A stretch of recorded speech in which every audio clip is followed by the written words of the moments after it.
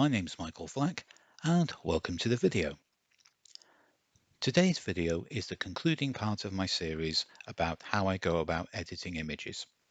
Over the course of the previous videos, you've seen how we started off with an image where the subject was blinking at the moment the picture was taken, and the techniques we used to use another picture from the same set to carry out a repair.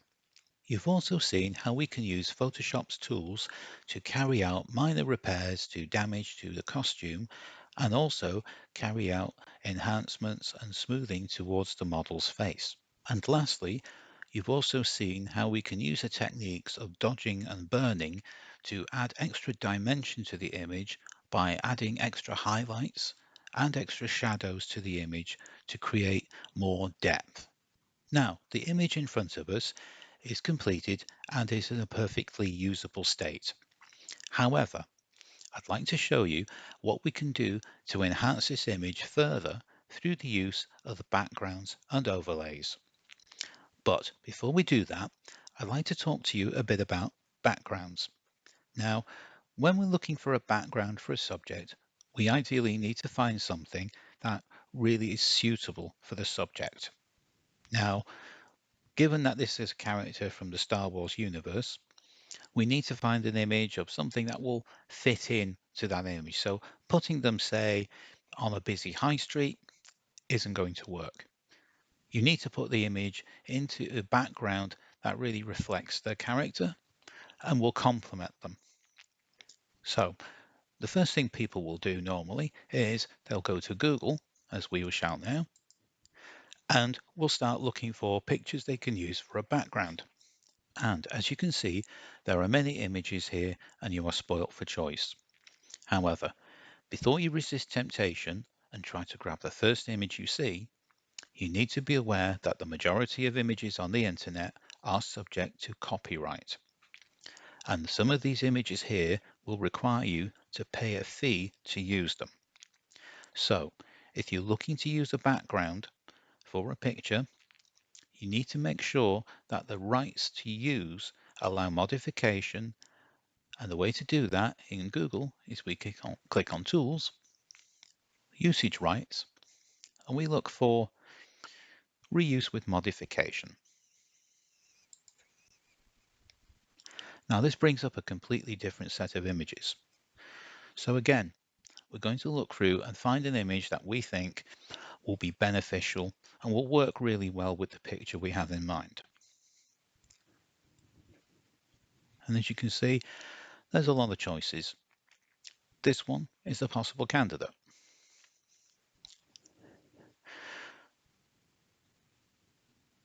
But I also think this one's quite a nice one. So we'll go and visit the site.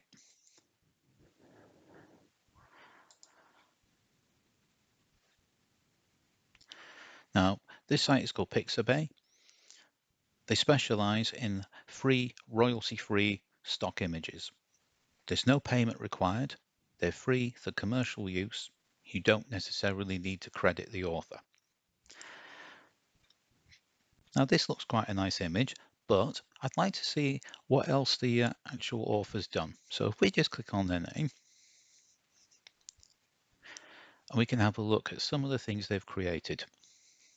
And there might be one somewhere that is more suitable for the character we've got in mind. And this one, I think, is ideal.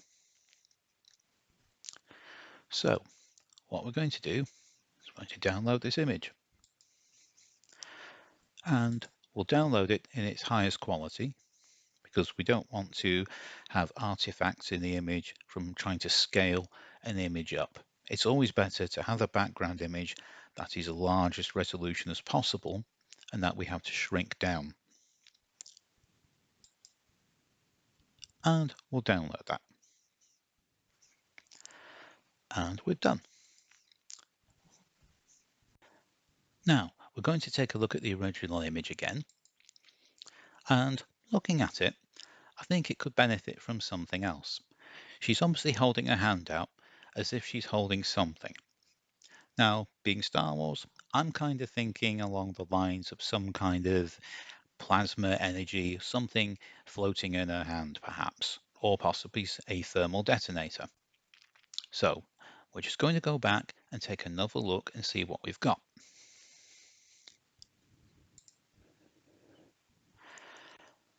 And in Blue Peter tradition, here's one we found earlier.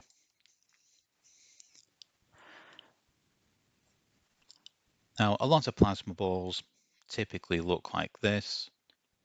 Not really something we want, but this image actually does look quite good. So again, select the best quality and we download it.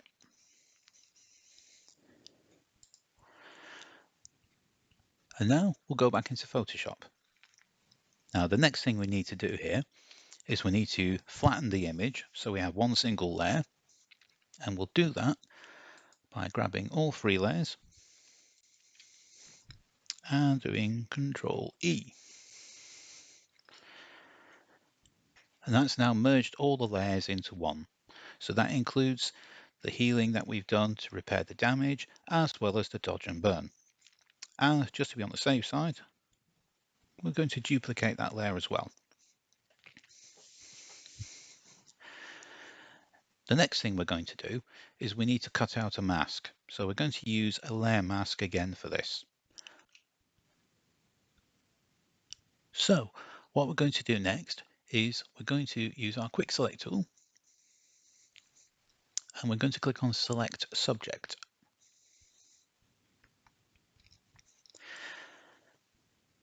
This is an automatic process.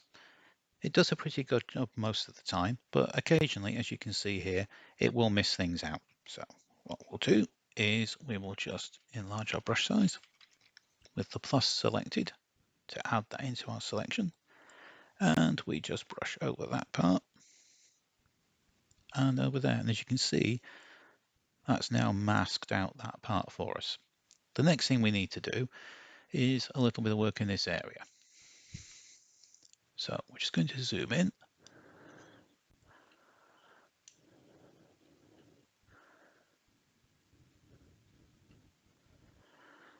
And we're going to reduce our brush size.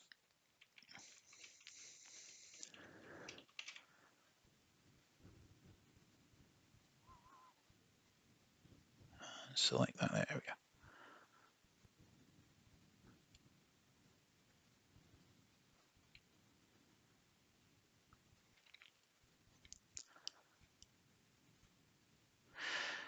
Next, we want to click on the minus sign because this white area here, we want to exclude from the selection.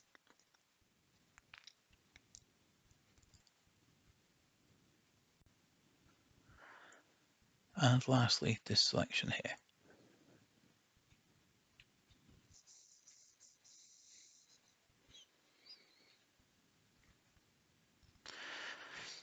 And with that done, we'll go back out to full size. And the next thing we're going to do is hit select and mask.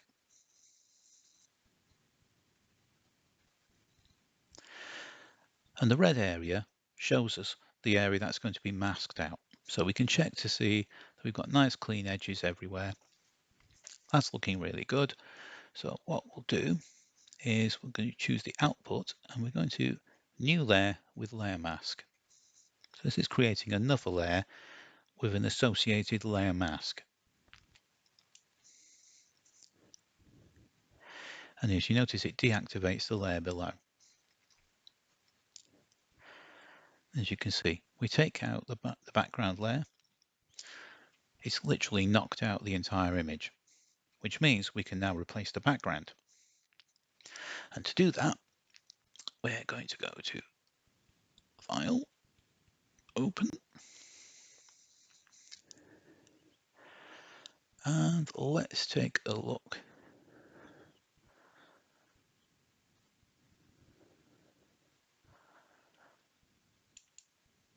at where that image might be. There we go, backgrounds.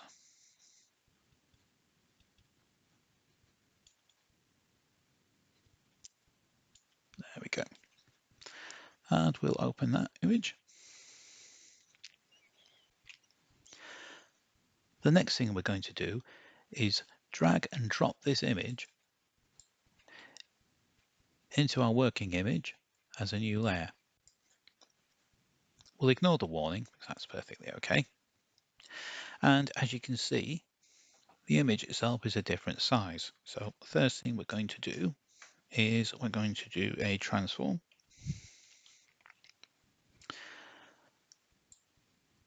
And we are going to enlarge this image by dragging until it snaps. And then we're going to click the tick to say yes, we accept the transformation.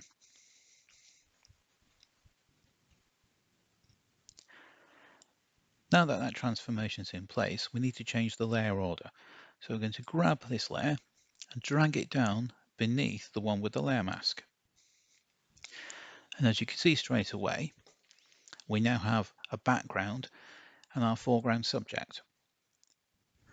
Now another thing we can do with the background is with the transform tool, we can move it around. We can choose something that looks a little more aesthetically pleasing. So let's say we stop about here. So we have light sources appearing either side of our model. Again, we click the tick to say we accept, allow it to do its thing, and there you go. We now have a background in the position we want. Now you may notice that our subject's color balance doesn't quite match that of the background. And when you're adding composite backgrounds, you need to ensure that all the elements blend in as much as possible. So, what can we do to correct the balance? Well, we can do this by firstly selecting the layer that our subject's on, and we then add a color balance adjustment layer. And what we also do is, while hovering in between the two, press the Alt key, and we're now linking this color balance only to this image here. So this doesn't actually affect the background in any way. So what we'll do first is we'll look at, say, taking the shadows, because the majority of the costume itself is quite dark, and that's really sort of more like shadow detail. And we want to move that along so it's a little bit more bluish in tone. Not too much, just enough. Next, we're going to go into the midtones. And the midtones are really the skin tones. Again, because the cosplayer themselves has something of a greenish face, I'm going to just sort of push that a little bit towards the green, perhaps. Actually, perhaps not. In fact, I think that probably works better in the blue. So I'm just going to match that as well. And that's now a closer match to the background image. Now, the next thing we can look at doing from this is we can think of, well, we've got some light sources here and on this side. And because the subject is standing in front of them, we'd expect to pick up a bit of rim light. What we're going to do next is we're going to create a new layer, and we're going to create this layer in between our background and our subject. So we're going to click on layer 3, which contains our background. And if we then click on the create new layer, you'll see it creates a layer in between the two. And we're going to use this layer to draw a rim light around our subject. So what we're going to do is to match the color. We're going to use our eyedropper tool and click on that main light source there. And that is now setting that to pretty much white. The next thing we'll do is we're going to click on our brush tool, and we're going to look at dropping the flow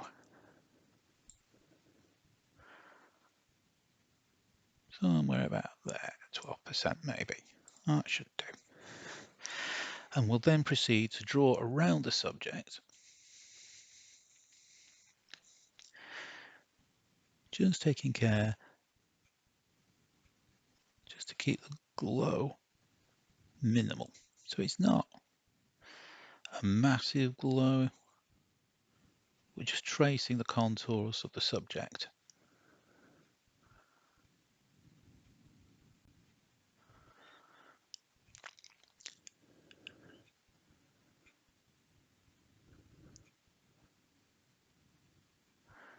As you see,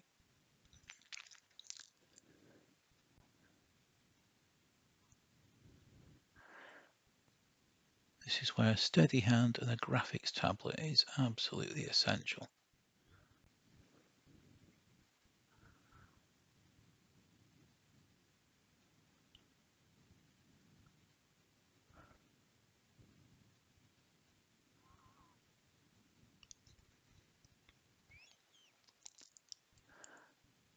We just continue on downwards until we reach the end. And there we go. So we've created the glow. And you might think, well, you know what, that looks a little too strong. So we can drop the opacity.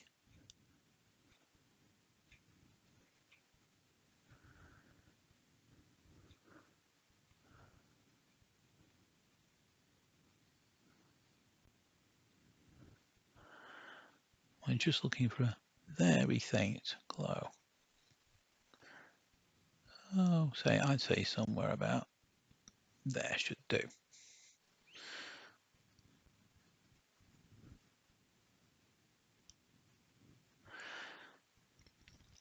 Now, next thing we can do to enhance this is we can add some interest in the foreground.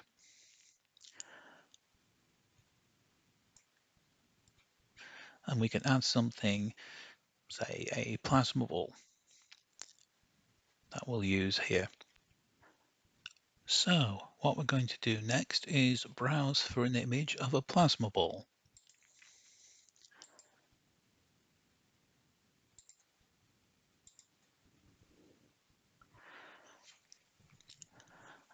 And as before, what we'll do is we're going to drag and drop this into our image.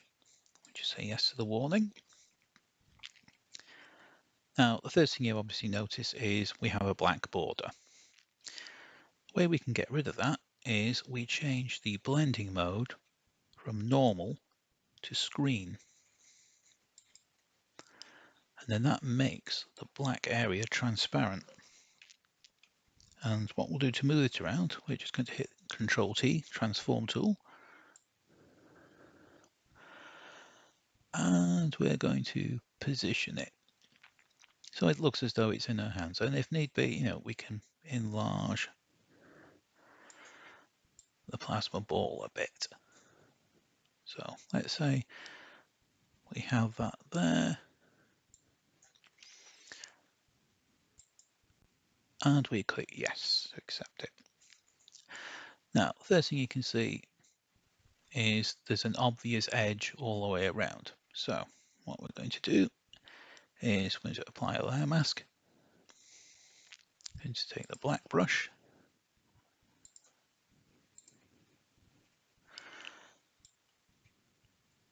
And we're just going to paint that part away. Might just do with taking up that flow a little higher.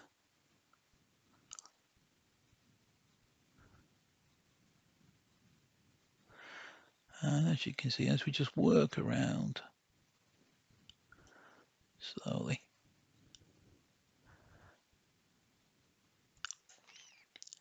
and we now have a plasma ball in our hand. And again, if we look at it and think, you know what, maybe that is a little too big. I don't know about you. I think that looks about the right size. So that's great. But obviously, here's another little problem we spotted. This ball is now sat in front of her fingers, but we want it to look as though she's actually cradling the ball in her hand. We can get around this by duplicating a layer. So if we select the layer with the subject, and then we do a Control J to duplicate it, we'll then drag this layer up to the top of the stack. And as you can see, It's now in front of the plasma ball. What we do next is we're going to select the layer mask itself, and using a black brush, we're going to paint in the plasma ball. And as you can see, just brushing over the top, and you can see how we're revealing the plasma ball again. This time, what we're doing is going to just trace around the fingers.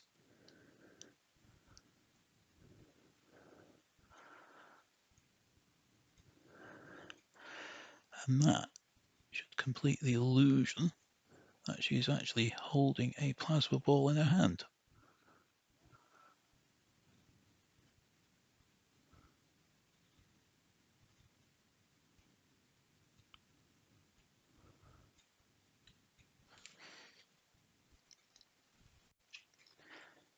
Now that we have our plasma ball in place, we might look at it and think, you know what, we could do with maybe changing the color. So again, if we select the layer with our plasma ball on, we can apply a hue saturation layer. And what we'll do by pressing Alt and hovering our cursor in between the layers, this makes the hue saturation layer only apply to the actual plasma ball layer and nothing else.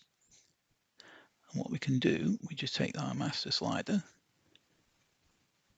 You can see how we can completely change the look.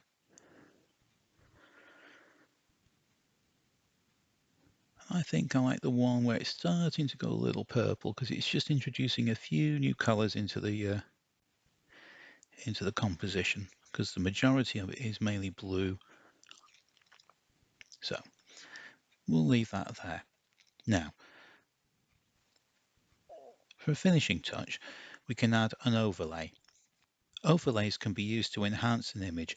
We can introduce lighting effects such as light leaks, rays of light, orbs, things of that nature, and they can add a sort of extra texture and subtlety to the image. So what we're going to do is we're going to go and have a browse for a texture. Actually, an overlay. Correct myself there.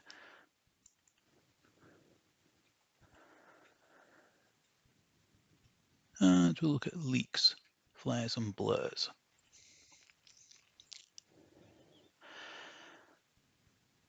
And one that stands out straight away is this one with a touch of blue. So we'll take that and we'll open it. And that opens up in a new layer. Now what we'll do, same as before, is we drag and drop that into our composition. Just say yes to that warning. And then we'll go with the transform tool. And we need to actually move this around. So we're going to transform this 90 degrees clockwise.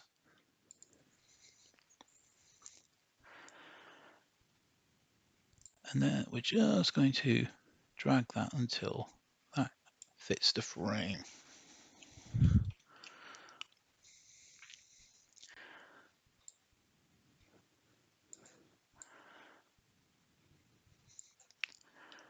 And then we'll click the tick to accept the transform. And then we'll take the blend mode from normal and we'll move that to screen. And as you can see, that's quite a strong effect. So what we'll do is we'll just drop the opacity a bit.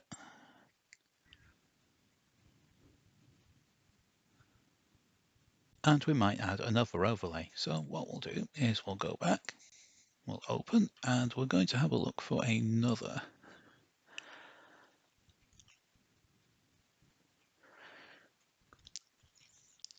type of leak or blur that might work with this image.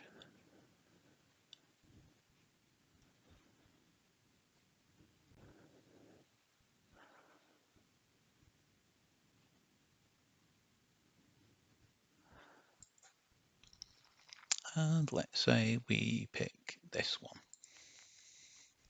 Actually, I'll tell you what, let's pick that one instead. Quite like the look of that one. And again, we simply drag and drop.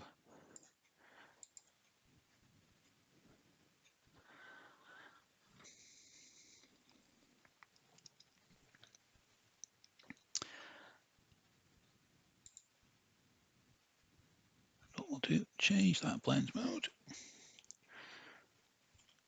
C to transform. And now we can just move that around.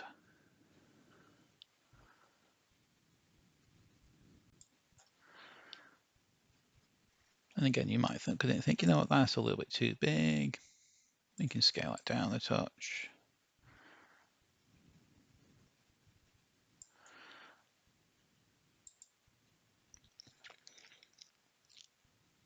And once again, we'll just take that opacity. We can just bring that up a touch.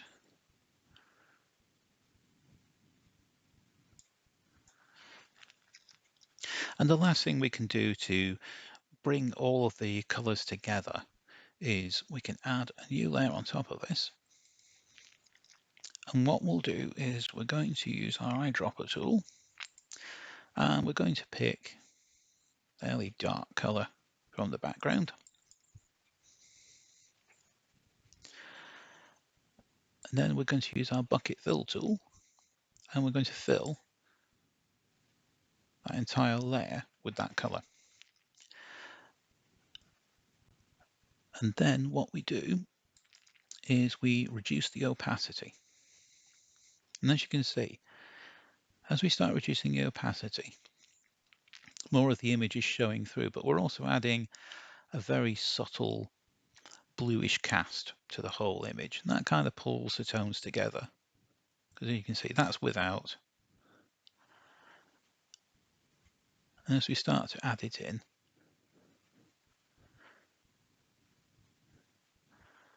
settle around about 25%.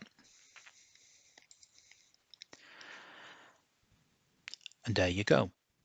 That's a complete edit. The only thing that's left is to create a new layer and put my watermark.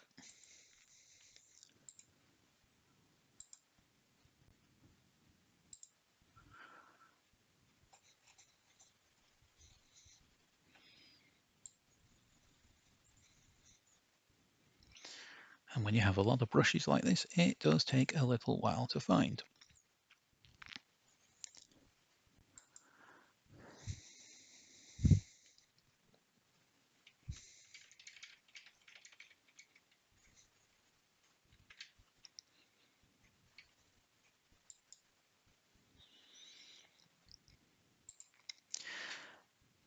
And there you go. That's a completed image. So, if you've been watching this series of tutorials, I hope you found them useful. I hope it's given you some ideas as to things you can do, things you can try. And really, it's just a case of experiment. There'll be a lot of trial and error. Every now and again, you'll find something that works, and you'll find times when things don't work. As you might have noticed through the course of the video, I've had to stop and start it a few times because things have gone wrong, Photoshop has crashed. That's not uncommon. So it's a sort of thing, it's all part of a learning process. But as you see, when you look at the original image, where we started and where we finished up with, I think you'll agree that's a pretty cracking image. So thank you very much for watching, and I look forward to seeing you in the next video. Bye bye for now.